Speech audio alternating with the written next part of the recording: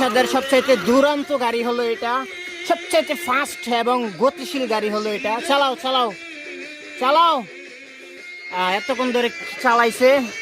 আপনারা চাইলে আপনাদের বাচ্চাদেরকে গাড়িটা কিনে দিতে পারেন, মাত্র 8,000 টাকা মূল্য। এই গাড়িটার গতি কিন্তু অনেক বেশি।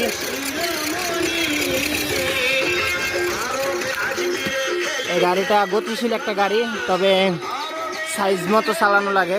চাইলে এই গাড়িটা আপনাদের বাচ্চাদেরকে কিনে দিতে পারেন, খুবই দুরন্ত একটা গাড়ি। আমার কাছে মনে হয়েছে বাজারের ভিতরে সবচেয়ে সেরা গাড়ি এটা।